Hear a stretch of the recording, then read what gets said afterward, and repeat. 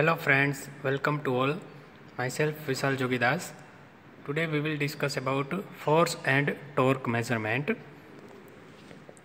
And this topic is covered in the subject of industrial instrumentation. Now, force is measured with the use of load cells. So there are different types of load cells are available, and torque is measured using torque sensor. In the previous video, we have discussed about different types of load cells. In that, we have seen that proving ring type load cell, then semiconductor load cell, then hydraulic load cell. So these are the some important load cells. In this lecture, we will discuss some more types of load cells in a brief. Okay, and then we will see some torque sensors, how the torque is measured using torque sensor. So this is the things we will study in this lecture. Now, cantilever beam type load cell. When force is applied to end of the cantilever, a bending moment proportional to force is developed in cantilever beam. Now here in this figure we can see that here is the free end and force is applied to this end. So what will happen? This beam is bent in the direction of force. So this is known as bending moment. So bending moment will be in the proportional of force. Now strain gauges are attached at the top and bottom surfaces of the beam near fixed end. So in this figure we can see here is the R1, R2, R3 and R4 strain gauges, and this is attached near the fixed end. This is the fixed end. So what is R1? R1 is the resistance of strain gauge 1, and same as R2, R3 and R4 are the resistances of respective strain gauges. So all these resistances of strain gauges, 4 strain gauges, are connected in Wheatstone bridge arrangement. This is the Wheatstone bridge. So we know the function of Wheatstone bridge. Initially bridge is balanced, and whenever the force is applied here, the resistances of the strain gauges are changed, and due to this there is a unbalanced condition is created in this case. So this due to this unbalanced condition, there is a voltage, output voltage is generated, and this output voltage is directly proportional to this force. So this way we can measure the force using cantilever beam. Generally 4 gauges are wired in a Wheatstone bridge network such that the system senses the difference in strain between the upper and lower surfaces of the beam that we have seen in a figure. These strains are proportional to the bending moment. Okay. So strain is directly proportional to the bending moment. Okay. And the output voltage generated is directly proportional to strain.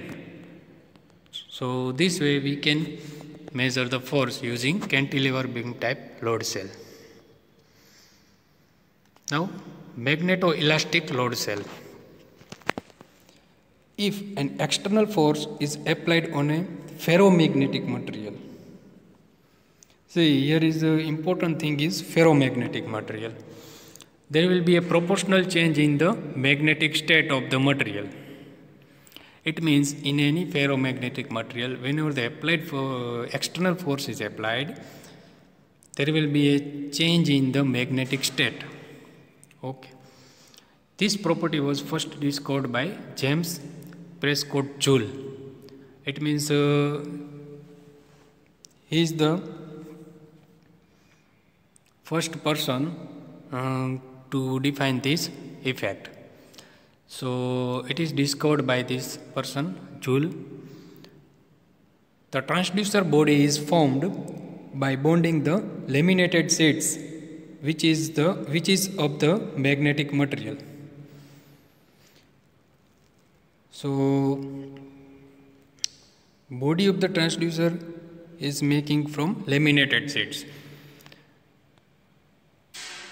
To this laminates magnetic sheets, two holes are made also with a pair which is diagonal to these holes using the drilling machines. It means there are pairs of two holes in these laminated switches, and holes are created using drilling machine. Primary and secondary coil windings are wound through the holes. It means through these holes, two windings will be wound, primary and secondary. They are perpendicular to each other, and these two windings will be perpendicular to each other. So this property is known as magnetoelastic property, and it is used in a magnetoelastic load cell.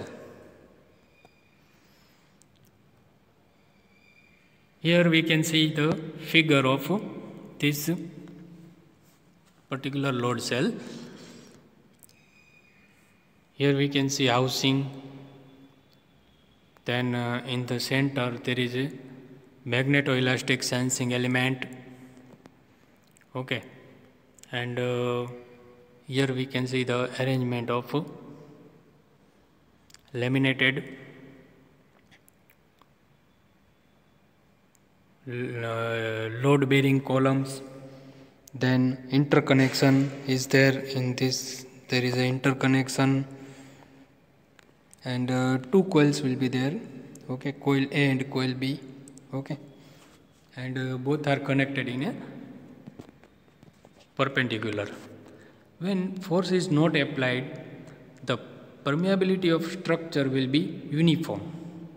It means without applying force, permeability will be uniform throughout the structure, okay. So there will be no coupling between the coil. Due to uniform permeability, there is no coupling between the coil, so there will be no output, okay. So output will be 0. Now when force is applied, there is a distortion in its flux pattern generated, which generates an output signal proportional to applied force. So whenever force is applied, distortion will be there in a flux pattern, and due to this there is a output signal is generated, and the output signal will be directly proportional to applied force. So this is the operation or working principle of magnetoelastic load cell. Now another type of load cell is shear type load cell. This load cell is a double cantilever beam that is supported at both ends. See, we have already seen a cantilever beam. So cantilever beam will be supported only one side, and other end is makes free. But in this case, we can see here this yellow are the support of both sides. So this type of load cell will be made from two or double cantilever beam type.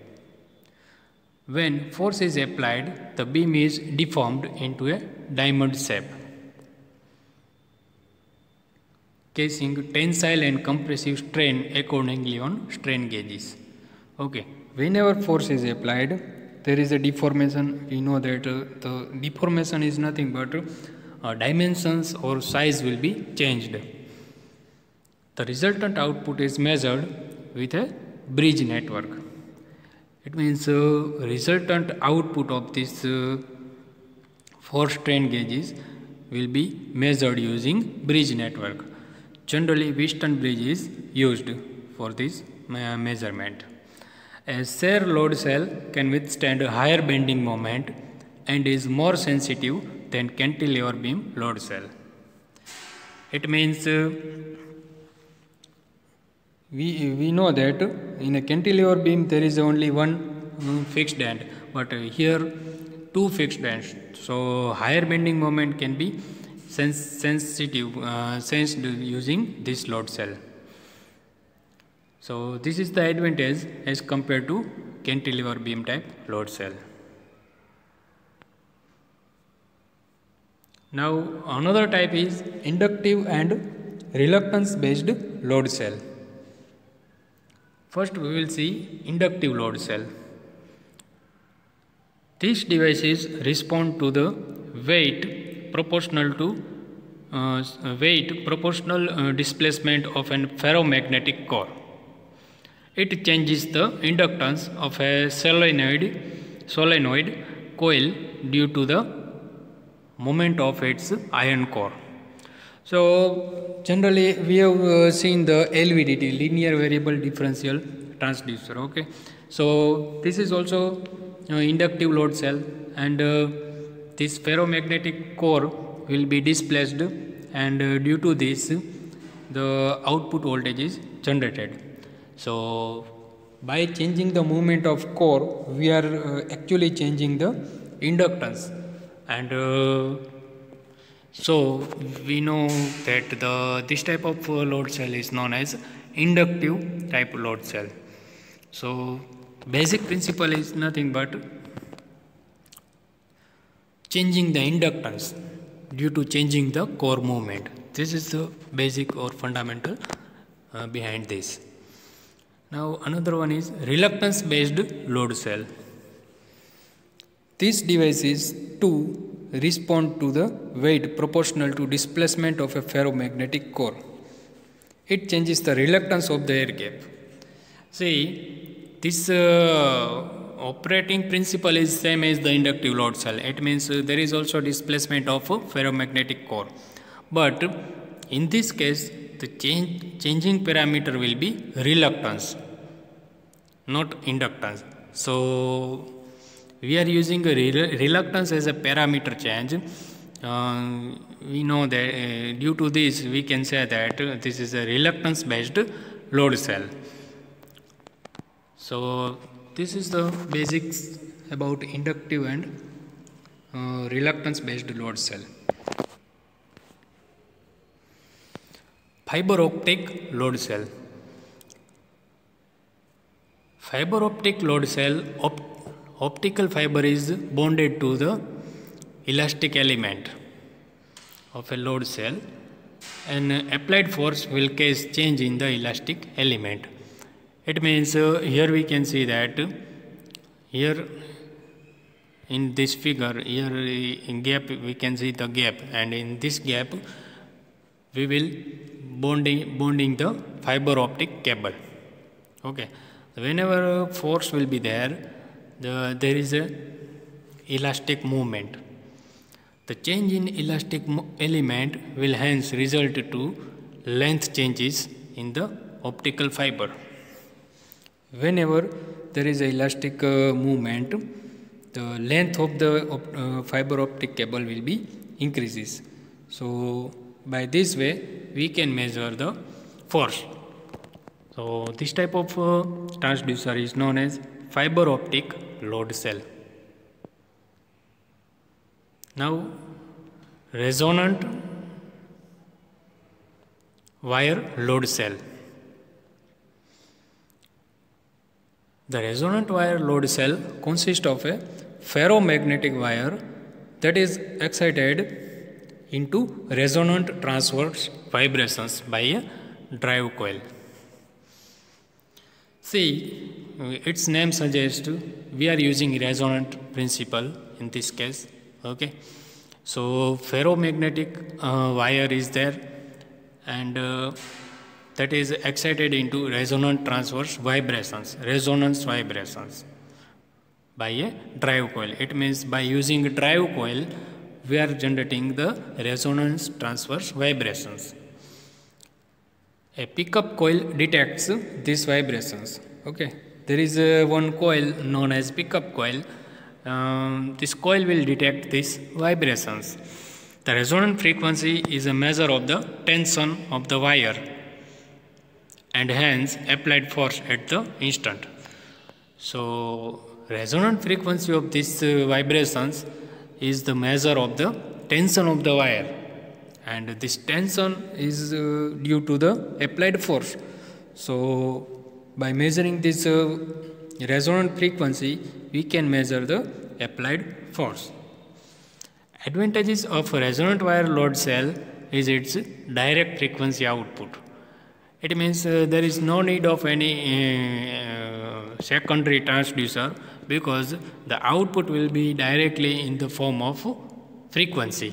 So this is very good thing for this type of transducer, and in fact it is an advantage for us. Here in this figure we can see the different components and arrangement of resonant wire load cell.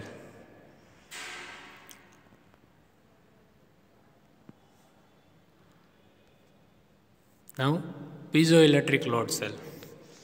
So we have already seen the piezoelectric transducer. So this is the same principle will be there, but here we will measure the force. The piezoelectric crystal sensors being active sensing elements, no power supply is needed. It means it is an active transducer, so there is no external power supply needed. The deformation required to generate an output signal is very small. Okay, so deformation, very small deformation can generate the output signal. So it is very good for the transducer. A pre-tensioned bolt which allows the measurement of forces in both tension and compression is used. It means there is a bolt and it is pre-tensioned bolt. It means there is already some tension is there, which allows measurement of force in both tension and compression used. Okay, we know that there are two types of forces are there. One is the tensile force and another one is compressive force. So we can use for both tensile and compressive forces. Mounting of a load washer in this way is illustrated in the figure below. It means how we can mount this. Here we can see this is a bolt.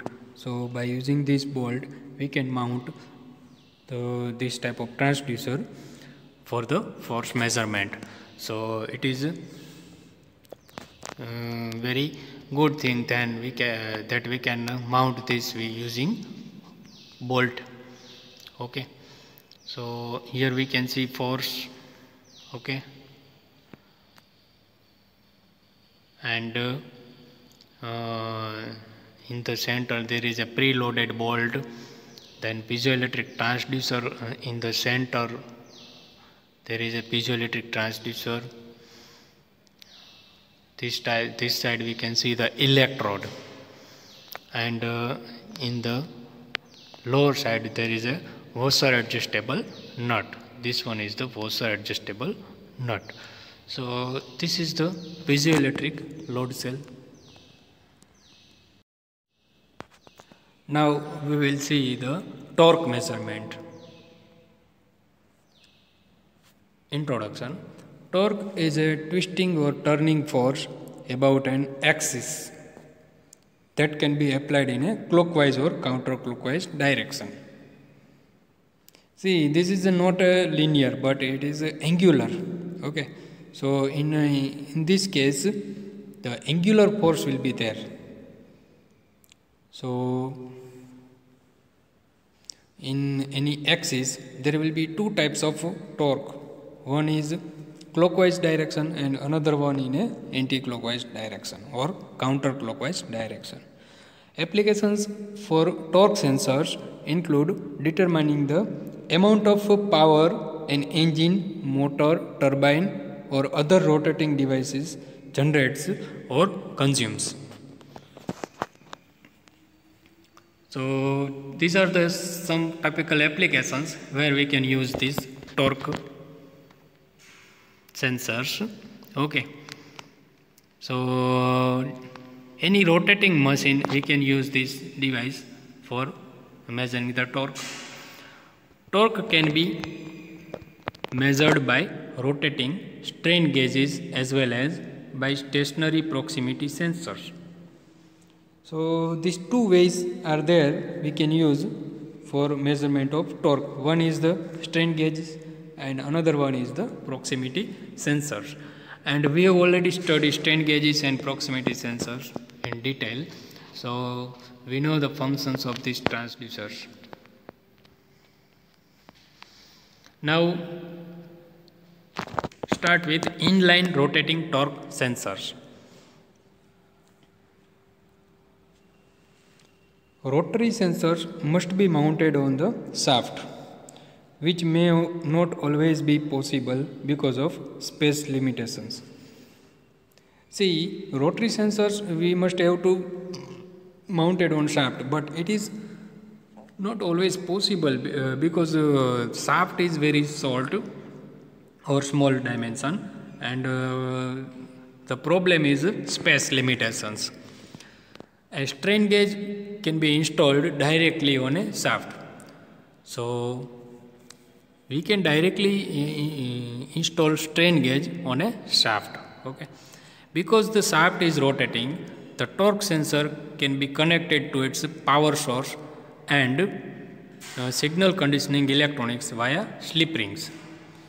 So by using slip rings, we can give the power to the rotating shaft.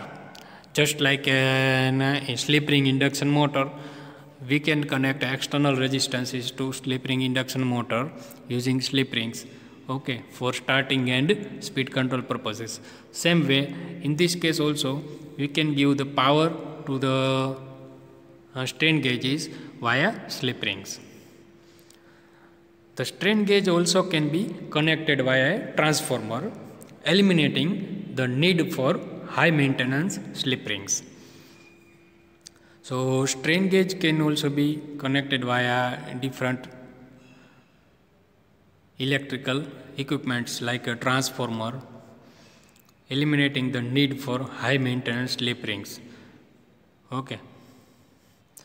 If we are connecting via transformer, then there is a slip ring will be eliminated, and slip rings are needed frequent maintenance. So by using transformer, we can eliminate the slip rings also. Here in this figure, we can see these dots are strain gauges. Okay, and it is a hollow circular shaft. So hollow means there is a gap in this, between this, and this T is the torque. Okay. Now magnetostrictive transducers. The ability of a shaft material to concentrate magnetic flux, magnetic permeability also varies with torque. Okay. In first case, we know that the magnetic flux will be there, but magnetic permeability also varies with torque and can be measured using a magnetostrictive sensor. So this sensor will be works on the principle of permeability. Okay. With torque, permeability will also be changed, and by measuring this permeability, we can measure torque. When the shaft has no loading, its permeability is uniform. If shaft has no loading, then permeability will be uniform. Okay. Under torsion, permeability and the number of flux lines increases in proportion to the torque. Whenever we are applying a torque on the shaft, that is known as torsion.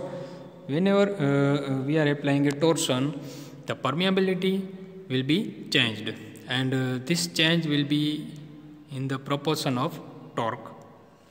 This type of sensor can be mounted to the side of the shaft using two primary and two secondary windings.